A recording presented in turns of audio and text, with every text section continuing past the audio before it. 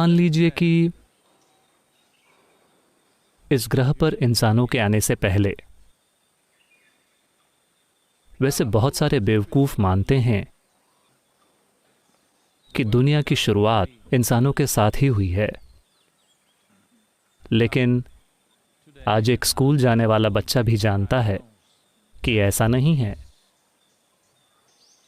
ये दुनिया, यहाँ के प्राणी, पेड़ पौधे और कॉकरोच, वो यहाँ आपसे कई साल पहले से हैं, आपसे 1 अरब साल पहले से।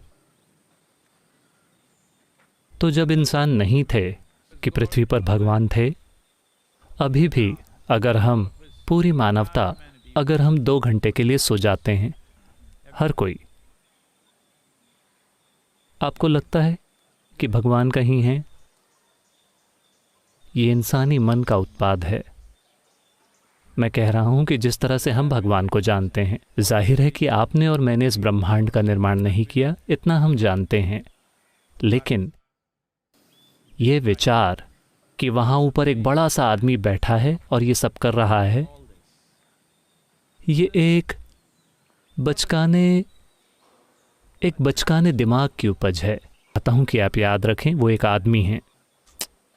सौभाग्य से इस संस्कृति में, चूंकि हम जागरूक हैं कि हमने ही भगवान को बनाया है, लिंग की समानता के लिए हमने पुरुष भगवान भी बनाए और महिला भगवान भी।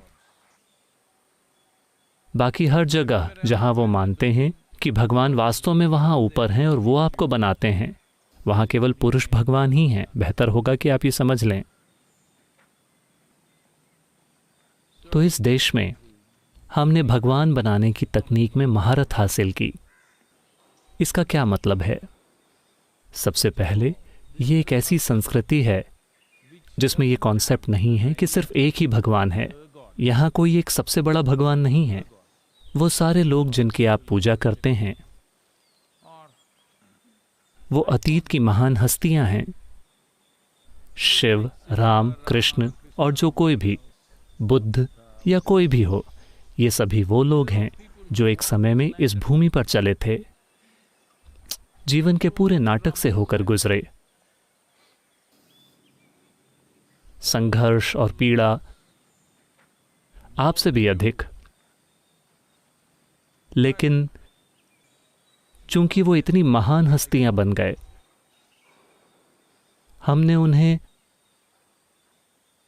प्रेरणा के रूप में देखा ताकि हम बेहतर जीवन जी सकें, जो इंसानों के लिए बहुत स्वाभाविक है। किसी को प्रेरणा के रूप में देखना जो आपको बेहतर बनाएगा।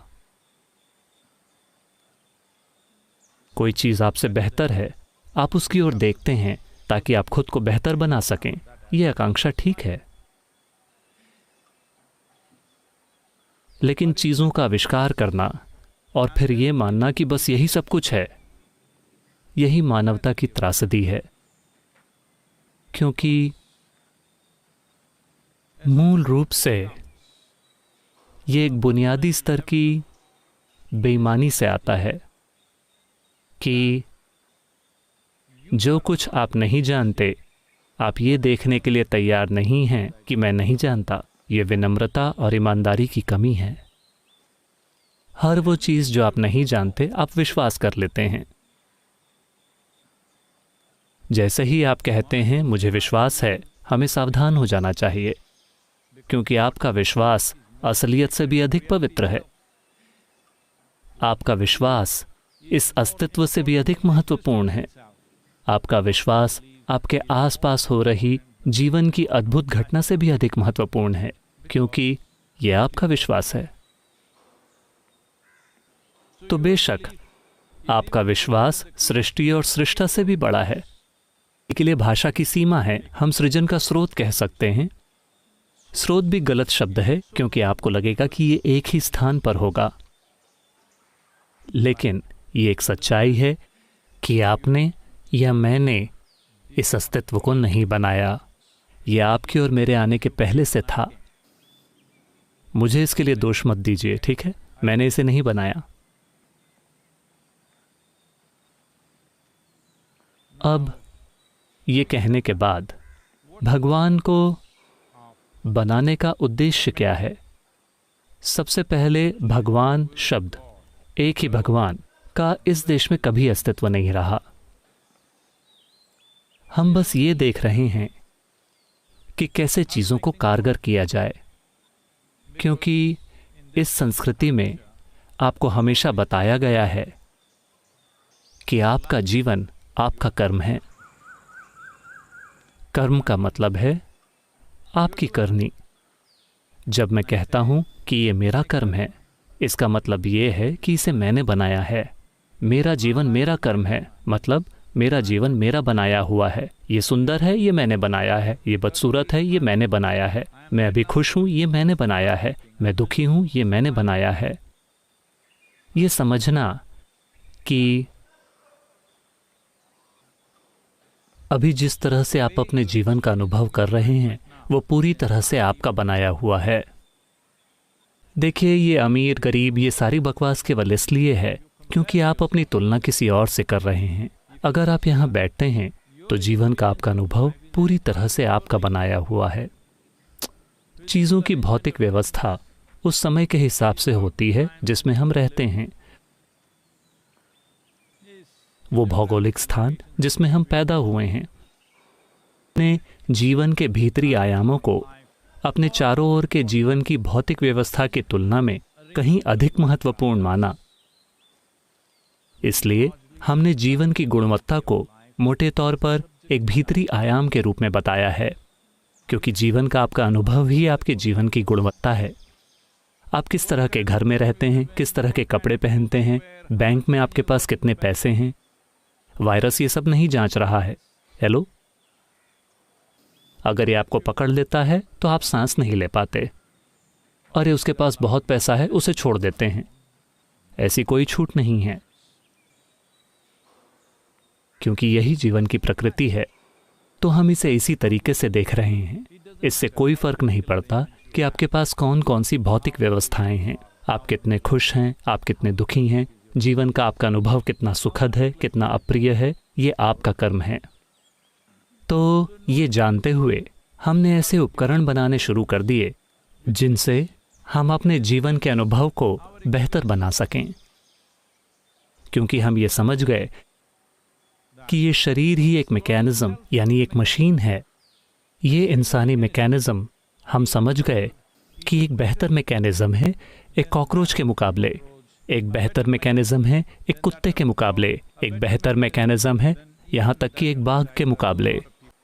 एक बेहतर मैकेनिज्म है या एक अधिक विकसित मैकेनिज्म है। हमें जो चीज़ें पता थीं इसकी क्षमता उससे भी ज़्यादा है। फिर हमें एहसास हुआ कि हम इससे इस तरह के कई और मैकेनिज्म्स बना सकते हैं। अगर आपको इस पेड़ की तरह बनाया गया होता, मैं इसलिए नहीं कह रहा हूँ क्योंकि ये एक मोटा पेड़ है, उस वजह से नहीं। अगर आप इस पेड़ की तरह भी होते तो क्या आपने कभी सोचा होता एक साइकिल के बारे में? साइकिल एक ऐसी मशीन है जो आपके दिमाग में सिर्फ इसलिए आई क्योंकि आपके पास पहले से ही चलने की क्षमता है। आप तेजी से चलना चाहते हैं, इसलिए आप दौड़े। लेकिन फिर भी ये काफ़ी नहीं था, आप और तेजी से आगे बढ़ना चाहते थे, इसलिए आपने एक साइकिल के बारे में सोचा। अगर आप एक पेड़ की तरह बने होते, चाहे आप कितने ही बुद्धिमान होते, आप साइकिल के बारे में नहीं सोचते क्योंकि ये आपके लिए किसी काम की नहीं होती। चूंकि आप चल सकते हैं, आप तेजी से चलना चाहते हैं, इसलिए आपने एक मशीन बनाई। इस तरह के एक मैकेनिज्म या इस तरह की एक मशीन को यंत्र कहा जाता है। तो हमने कई तरह के यंत्र बनाने शुरू कर दिए। हाँ, भौतिक दुनिया में साइकिल, मोटरसाइकिल, कार, हवाई जहाज, अब अंतरिक्ष यान जो कहीं और जा रहे हैं, ये सारी चीजें।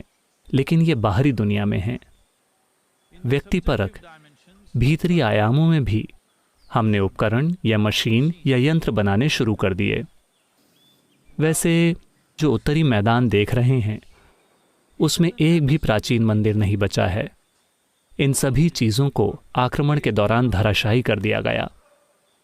उन्होंने बस यहाँ वहाँ छोटे छोटे काम चलाऊ मंदिर बना दिए हैं और वो उसी से काम चला रहे हैं। केवल हिमालय की तहों में या सुदूर पूर्व में जहां आक्रमणकारी नहीं गए वहां आपको प्राचीन मंदिर मिलते हैं, जैसे कामाख्या या उत्तर काशी या गुप्त काशी। ये प्राचीन मंदिर हैं जहां आक्रमणकारी नहीं गए।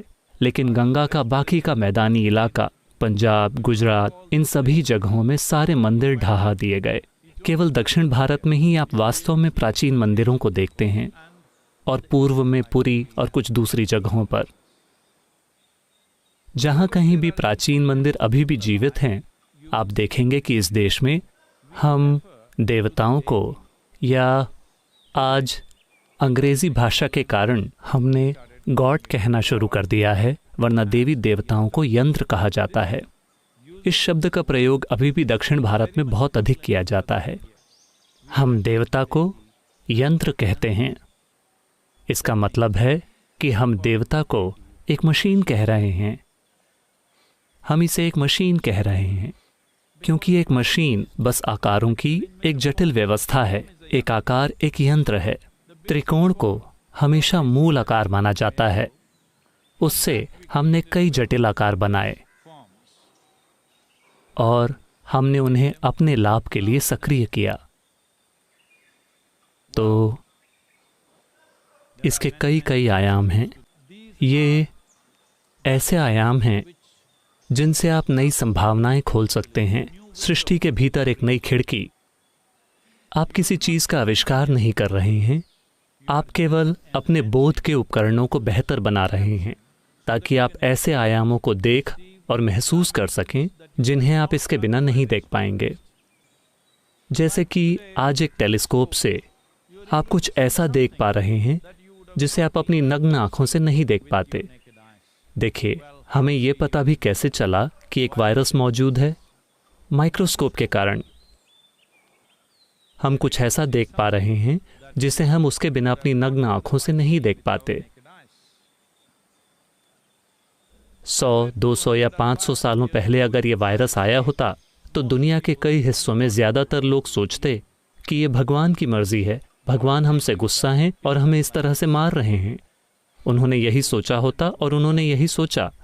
आज चूंकि हमारा बोध बेहतर है, उन मशीनों के कारण जिन्हें हमने बनाया है, हम जानते हैं कि ये एक विशेष तरह का वायरस है।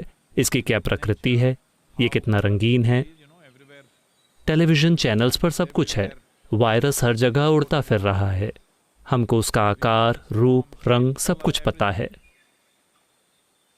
इसी तरह व्यक्तिपरक आयामों में हमने इस संभावना को खोला कई अलग अलग तरीकों से। इसका एक बहुत ही शक्तिशाली तरीके से इस्तेमाल किया जा सकता है।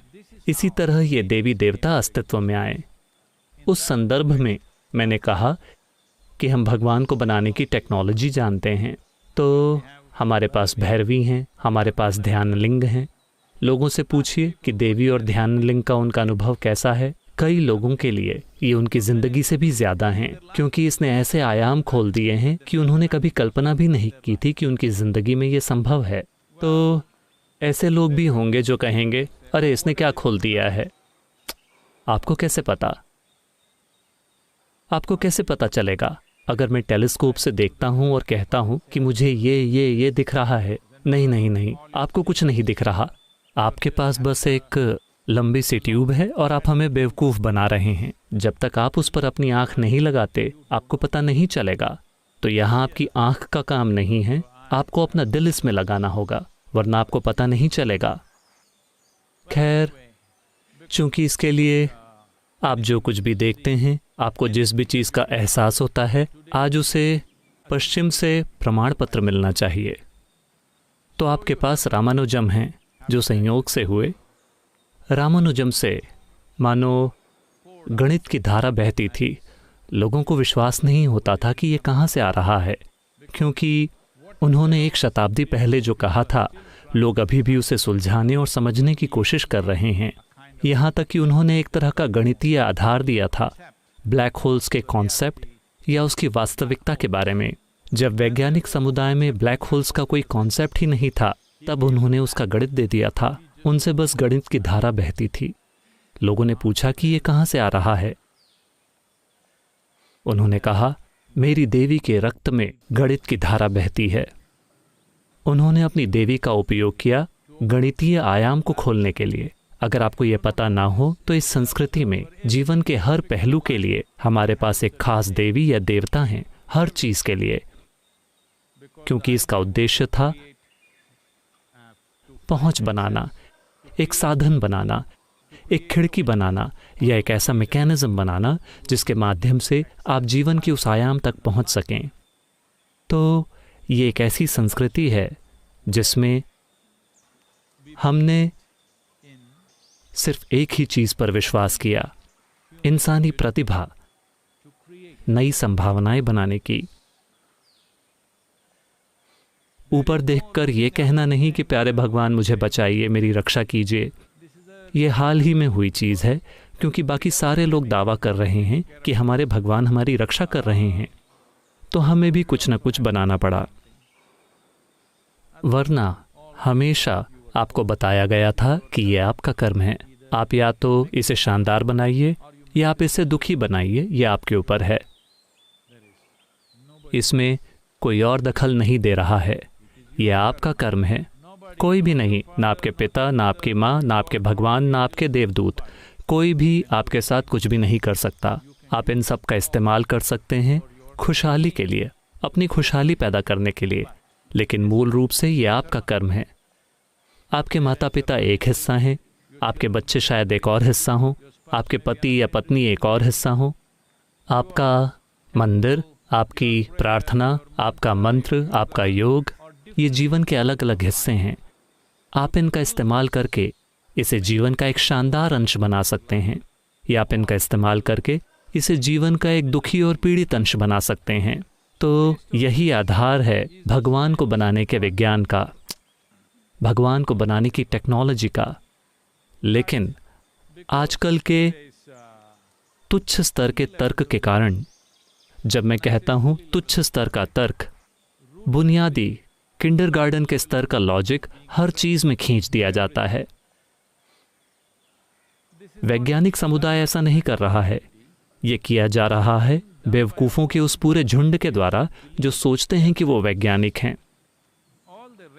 उन्होंने शायद सिर्फ हाई स्कूल की विज्ञान की किताब ही पढ़ी है, उसके आगे उन्होंने कुछ भी नहीं देखा है, लेकिन वो हर चीज को नकार देंगे क्योंकि उनका तर्क इतना कच्चा है। अपने सारे तर्क के बावजूद आप अभी भी नहीं जानते कि आप किस चीज से बने हैं, आपके अस्तित्व की प्रकृति क्या है, आप किस चीज के बारे में बात कर रहे हैं, क्योंकि आप हर चीज को वैसे ही देखते हैं, वैसे ही सुनते हैं, सूंघते हैं, चखते हैं, जिस तरीके से यह मैकेनिज्म बना है। तोते दुनिया को वैसे नहीं देख रहे जैसा आप देखते हैं, कुत्ते दुनिया को वैसे नहीं देख रहे जैसा आप देखते हैं, वे उसे वैसे सुन भी नहीं रहे जैसा आप सुनते हैं। ठीक यहीं ऐसे कई सारे प्राणी हैं जिनका दुनिया का अनुभव बिल्कुल अलग है। तो अभी आपकी पूरी, मैं वैज्ञानिक समुदाय की बात नहीं कर रहा हूं, वो बुनियादी वैज्ञानिक जो सोशल मीडिया पर हर जगह छाए हुए हैं, उन्हें यह समझ नहीं आता कि उनके विज्ञान की सोच इस मूल धारणा पर आधारित है कि हर चीज इंसानों पर केंद्रित है। यह सृष्टि इंसानों पर केंद्रित नहीं है। ये दोनों व्हाट्सएप साइंटिस्ट्स और धार्मिक लोग ये मानते हैं कि सृष्टि इंसानों पर केंद्रित है, ये इंसानों पर केंद्रित नहीं है। अगर कल पूरा का पूरा सौर मंडल भाप बनकर उड़ जाता है तो इस सृष्टि में सब कुछ ठीक ठाक चलता रहेगा। तो वायरस के बारे में बहुत ज्यादा हो हल्ला मत कीजिए, बस जिंदा रहिए, स्वस्थ रहिए, जिंदा रहिए।